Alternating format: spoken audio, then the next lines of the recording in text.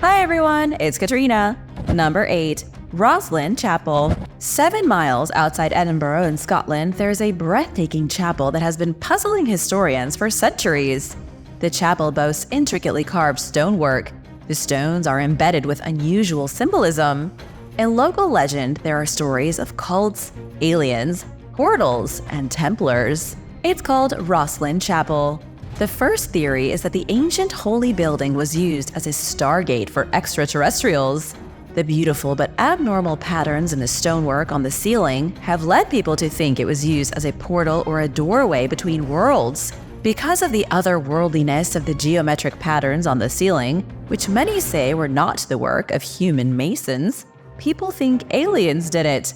While there isn't much evidence to support the idea that people from space built Roslin Chapel, there is an unusual amount of UFO sightings in the area. Plus, several of the weird carvings on the wall do kind of resemble reptilians. The chapel is home to a musical masterpiece as well, hidden in the complexity of the highly detailed carvings. A certain musician visited the chapel with his son and noticed peculiarities in the 213 geometric cubes accompanying the angel figures on the walls. After 27 years of looking at the angels and studying the patterns on the cubes, the musician realized something amazing. The geometric patterns correlate to the Chladni pitch. The patterns match with the notes the angels appear to be playing with their instruments. The unbelievable part is that the angels were carved 200 years before the Chladni pitch was invented. There are other weird stories about Roslin Chapel, like the one where a master builder killed his apprentice on the grounds. There is a vine carving that twirls around one of the main pillars at the center of the chapel, looking like a DNA helix. There is also a carving of a piece of corn, which is highly unusual. Corn wasn't brought to Europe until after Christopher Columbus journeyed to the Americas.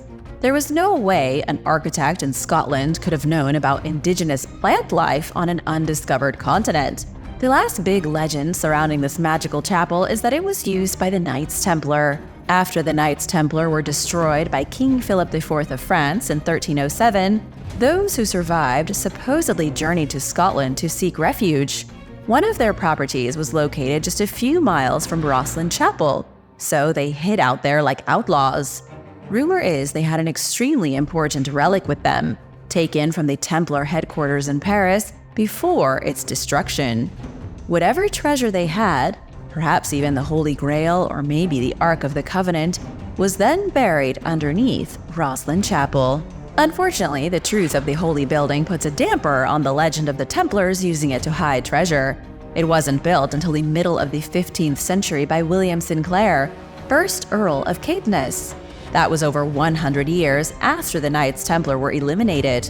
A small band of aging Templar exiles could have buried biblical treasure in its foundations, but it's impossible to say. Do you believe any of these theories about the Roslin Chapel? Let me know in the comments. And now for number 7. But first, it's shoutout time. I want to give a big thank you to Mr. Flash Fives and Cami FAB for supporting this channel. Thanks, guys. Be sure to subscribe if you haven't already for more videos about magical places. Number 7. Stonehenge. A recent excavation at Stonehenge, the first one in over 40 years, uncovered something very interesting. Researchers found evidence that pilgrims were drawn to Stonehenge from all around Europe to be healed. Stonehenge was believed to have healing properties. The sick, the wounded, and the dying journeyed to Stonehenge for a miracle. Timothy Darville was one of the archaeologists involved in the discovery. When he and members of the team excavated graves near the ancient monument, they were shocked by the number of sick people they found. An unusual volume of skeletons buried at or near Stonehenge showed signs of major disease. Scientists learned this by extracting and analyzing their teeth. Darville told journalists at London Society of Antiquaries that people traveling to Stonehenge were in a state of distress. There were even a pair of skulls found that showed evidence of botched surgery. One of the more famous bodies, known as the Amesbury Archer, had damage to his skull and a gravely injured knee. He died around the time that the large stones were being installed 4,300 years ago. There is more evidence to suggest Stonehenge was a place of magical healing. Researchers have always been a bit baffled by the chips of rock that were purposely chiseled off the large stones, but now it's starting to make sense. Experts believe the chips were used as amulets.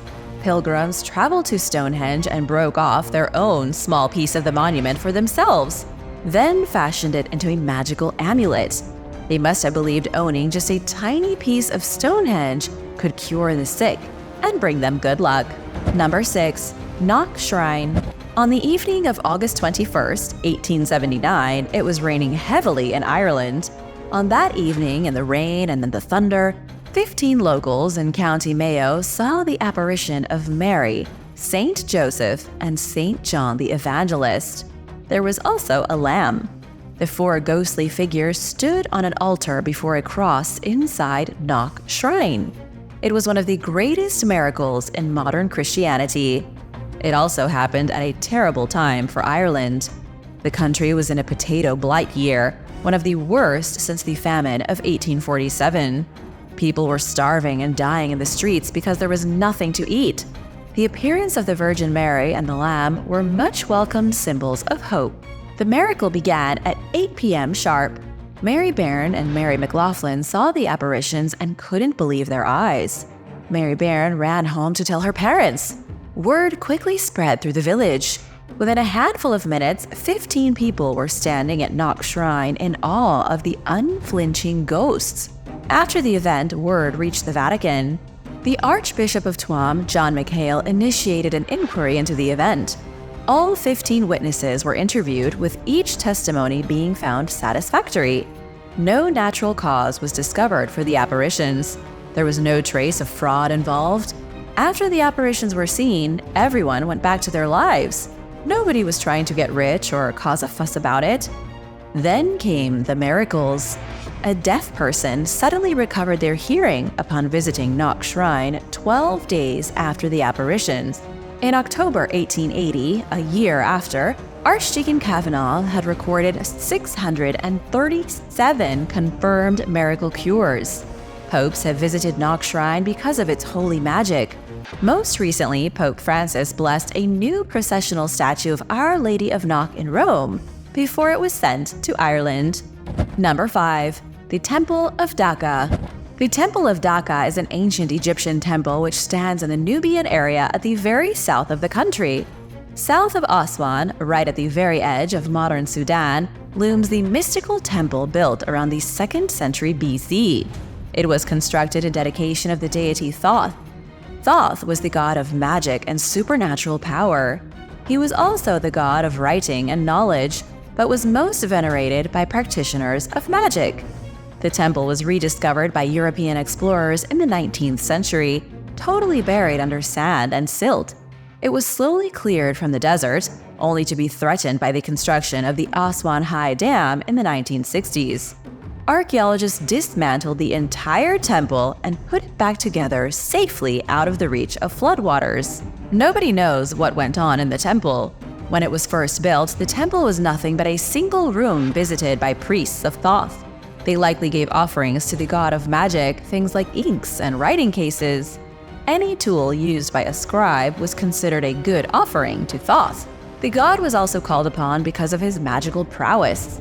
Anyone trying to cast a spell or create a curse almost definitely visited a temple of Thoth for guidance. Thoth was credited with creating the Book of the Dead, the most sacred of all the Egyptian books of magic. Mythology says that he and the goddess Isis created the Book of Breathings together. It was used by funerary priests to help dead people continue their existence in the next life. Although the Temple of Dawah started as a modest one-room chapel, it soon grew. By the time the Romans conquered the area in the 1st century BC, it was transformed into a temple fortress with tall walls and guard towers. Number 4. Lake Titicaca. Lake Titicaca straddles the South American nations of Bolivia and Peru. It sits at a whopping 12,500 feet above sea level. That makes Lake Titicaca the highest navigable lake on the planet. To the south stretches a tundra plain, while the Andean mountains rise in the distance. 500 years ago, the Inca civilization believed the lake was the center of the world. It's a belief that was handed down through generations of people in the Andes Mountains. People had already been living at Lake Titicaca for an estimated 4,500 years before the rise of the Inca. For the Andean people, the lake was always seen as the center of the cosmos. It was from the lake that the sun, moon, and stars were born. They believe the first humans also crawled out of the lake's calm blue waters.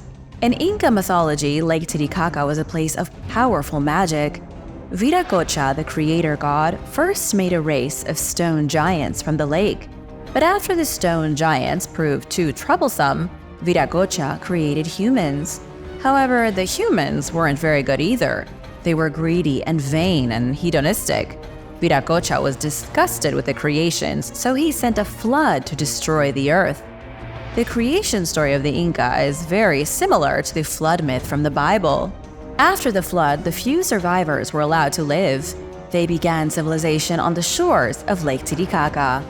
The most magical place in the area is the Island of the Sun, situated inside the lake. Archaeologists have found plenty of artifacts, mysterious temples, and abandoned palaces on the island.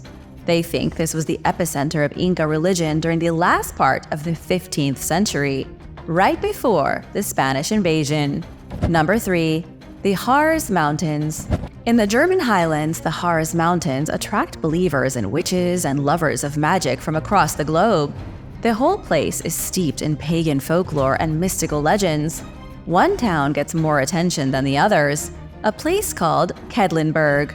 It's a town that looks straight out of the Middle Ages. The medieval houses were untouched by World War II. There are still over 1,000 fully preserved timbered homes straight out of a fairy tale. Signs of magic are everywhere you look. Take a stroll around Quedlinburg and you won't see a single piece of litter on the cobbled streets. But you will, if your eyes are sharp enough, notice the mystical symbols carved into the beams of ancient buildings. Hexagrams, crosses, and witch markings. These were carved into pieces of timber by the medieval inhabitants to keep away demons and sorcerers. Between the years 1569 and 1583, 30 witches were burned at Quedlinburg, followed by an estimated 133 witches in 1589. In the 16th century, people believed witches congregated around the highest peak of the Hars Mountains to consort with the devil. These days, Quedlinburg and the surrounding area have accepted their association with medieval witchcraft.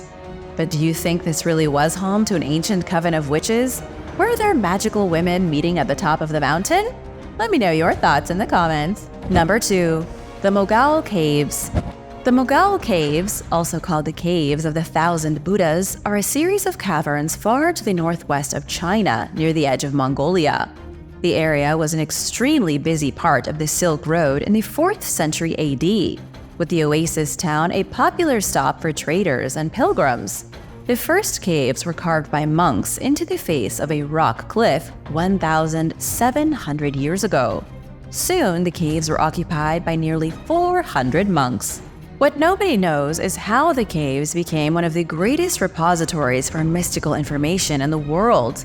In 1900, a Taoist monk who was the guardian and abbot of the cave temples moved a painting. Behind the wall painting was the concealed entrance to a massive archive of around 50,000 documents. The monk, named Wang Yuanlu, had accidentally revealed a lost trove of knowledge beyond human reckoning. 50,000 manuscripts, mysterious maps, and books of sacred wisdom. All of this stuff was buried behind a door in one of the caves for more than 1,000 years. All the manuscripts still haven't been decoded yet. It is a big mystery where the scrolls came from and who locked them in the secret chamber. The discovery was like as if someone found a lost chamber from the Library of Alexandria, only in China. So who knows what mysterious knowledge will be revealed. Number 1. Brelan Forest. Brelan is the name of an enchanted forest found throughout the folklore of medieval Europe. It's said to be a place of magic and mystery, traveled by wizards and witches alike. It's featured in multiple medieval texts, leading some scholars to think the forest must have been real. It's especially popular in Arthurian legends. Characters like Merlin, the Lady of the Lake, and Arthur's Knights of the Round Table journeyed through Brelan Forest on their adventures. The very first mention of the forest came in 1160. It first appeared in the chronicle Roman de Rau, written by Norman poet Wace. The interesting thing about Robert's chronicle is that most of it is historically accurate. He wrote about the Dukes of Normandy and the rise of the Viking Rollo. He also described the famous Battle of Tinchebray. He talked about the Breton Knights and about his own travels to Brittany. Robert searched for the wonders he had heard about in local legends. He hunted for fairies and magic. He even looked for Brelan Forest, believing it was home to the wizard Merlin's tomb. Alas, Robert Wace never found any magical forests or wizard tombs. He once wrote, "I saw the forest and looked for marvels but found none. I went as a fool and came back as a fool." He was essentially calling himself dumb for believing there was a magical forest that he could stroll into like the knights in the stories. It's the belief of many that Brelan was a real place.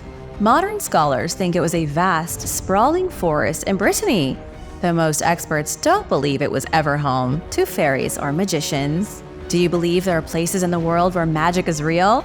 Let me know your thoughts in the comments. Thanks for watching! Be sure to subscribe to support the channel and come back soon. Bye!